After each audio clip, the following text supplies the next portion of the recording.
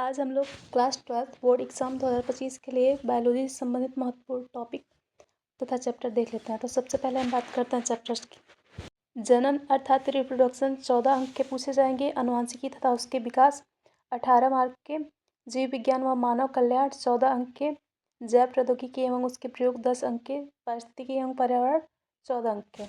ये रह गया क्लास 12 बायोलॉजी के महत्वपूर्ण चैप्टर्स। अब इनमें टॉपिक किन किन टॉपिकों को हमें विस्तार से पढ़ना उसके बारे में बात करते हैं। तो सबसे पहले बात करते हैं हम जनन की।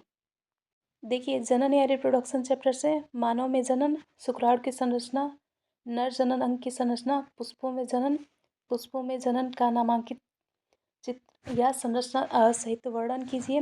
पुष्पों में परागण, पादपों में अलैंगिक जनन, पुष्पीय पादपों में लैंगिक जनन तथा बीजांड की नामांकित संरचना। अर्थात देखिए, रिप्रोडक्शन चैप्टर जो है बहुत ही इंपॉर्टेंट है, जो कि 14 अंक में पूछे जाना वाला क्वेश्चन है। इसमें देखिए, मानव में जनन का सचित्र वर्णन कहेगा तथा स्पर्म की संरचना, नर जनन अंग या पुष्पीय पादपों में दोनों में से किसी एक का पूछेगा, या तो पुष्प का आप रिप्रोडक्टिव पार्ट बनाएंगे या फिर मेल का। उसके बाद से पादपों में जनन नामांकित चित्र या नामांकित केवल संरचना देगा, उसके साथ ही साथ वर्णन करने के लिए देगा। पुष्पों में परागण, पादप में लैंगिक जनन तथा अलैंगिक जनन, दोनों तरह के जनन पूछे जाएंगे। और इससे जब क्वेश्चन पूछे जाएंगे तो ऐसा नहीं कहा जाएगा कि पादपों में लैंगिक जनन आप कहेगा कि आवृत बीजी पौधों में लैंगिक जनन तथा अनावृत बीजी पौधों में अलैंगिक जनन के बारे में बताइए।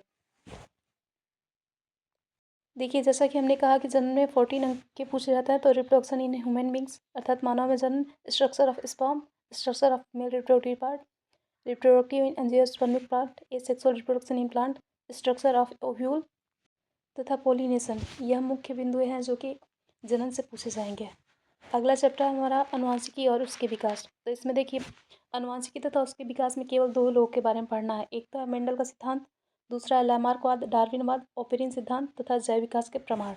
अर्थात ये चैप्टर जो है बहुत इंपॉर्टेंट है क्लास 12 के लिए, जो कि 18 मार्क का पूछा जा रहा है। बात करते हैं मेंडल के नियम में। तो मेंडल के तीनों नियम को हमें बताना है तथा उसके साथ ही साथ अनुवांशिकी क्या है तथा मेंडल ने मटर के पौधे का ही चयन क्यों किया तथा उनकी कमियां क्या रही, उनके बारे में विस्तार करना है तथा उनसे क्या लाभ था।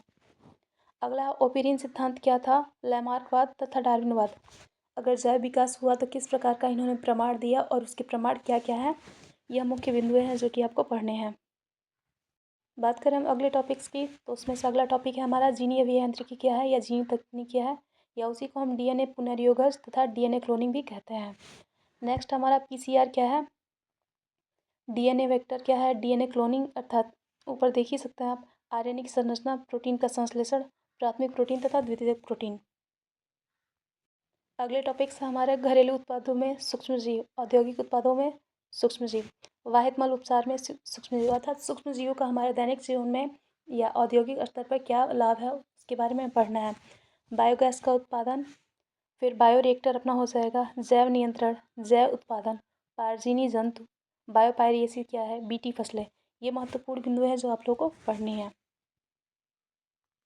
नेक्स्ट है प्रतिरक्षा तंत्र क्या है, प्रतिरक्षा तंत्र का सचित्र वर्णन कीजिए, प्रतिरक्षा अंग का विस्तार कीजिए, टी लिम्फोसाइट, बी लिम्फोसाइट तथा इम्यून प्रतिरक्षा, सक्रिय तथा निष्क्रिय प्रतिरक्षा, टीका तथा टीकाकरण व उसके प्रकार, अर्थात टीका और टीकाकरण में क्या अंतर है उसके प्रकार के बारे में बताना है। नेक्स्ट हमारा उत्परिवर्तन व अनुवांशिक कूट, मानव में लिंग निर्धारण और रक्त संबंध, यह तो इम्पॉर्टेंट है ही, जो कि इस बार 2025 में ही नहीं हर वर्ष पूछा जाता है। अगले टॉपिक्स हैं हमारे जैव प्रौद्योगिकी क्या है, जैव प्रौद्योगिकी से क्या लाभ है, परितंत्र क्या है, परितंत्र की संरचना, जलीय तथा स्थलीय परितंत्र की संरचना अर्थात मरुस्थलीय भी कह सकते हैं, खाद्य श्रृंखला आपको बताना है अर्थात उत्पादक, उपभोक्ता और अपघटन, जैव विविधता क्या है, वनों का संरक्षण किस प्रकार करेंगे तथा समष्टियाँ क्या है।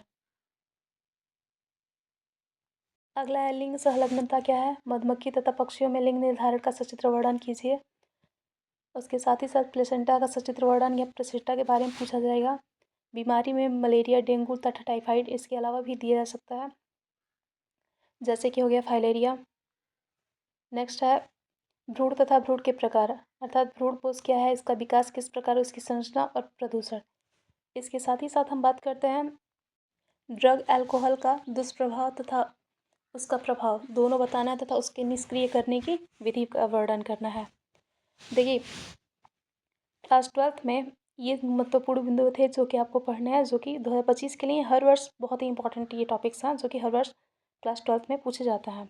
इसके साथ ही साथ आपको सहजता से सही तरीके से एक एक क्वेश्चन पढ़ना और उसका आंसर आपको देना है। बहुत जल्दबाजी करने की आपको आवश्यकता नहीं है। आप शांति से भी लिखेंगे। शांति से कहने का मतलब ये है कि आप अपने मुख्य बिंदुओं पे, मुख्य टॉपिक्स पे ध्यान देंगे तो आपको सही से समझ में आएगा कि आपको क्या पढ़ना और किस तरीके से आपको लिखना है। और रह गई बात इसमें कुछ चैप्टर्स की, तो जिसमें से हमने कुछ चैप्टर्स पहले वीडियो में अपलोड किया हुआ है। देखिए, क्लास 12th बायोलॉजी में यदि आप ये सारे टॉपिक्स पढ़ लेते हैं तो आपके एक भी ऐसे क्वेश्चन नहीं होंगे जो आपके छूटेंगे। ये महत्वपूर्ण बिंदु हैं जो कि क्लास 12th बायोलॉजी के लिए, ना कि 2025 जबकि बल्कि हर वर्ष के लिए बहुत ही इंपॉर्टेंट है। इसलिए आप इन सभी बिंदुओं को ध्यानपूर्वक अच्छे से याद करें। उम्मीद करते हैं आप सभी को अच्छे से समझ में आया होगा कि आपको क्लास 12th अर्थात कल के एग्ज़ाम के लिए आपको कौन कौन से टॉपिक्स पढ़ने हैं और तथा किन किन टॉपिक्स पे आपको मुख्य रूप से ध्यान देना है।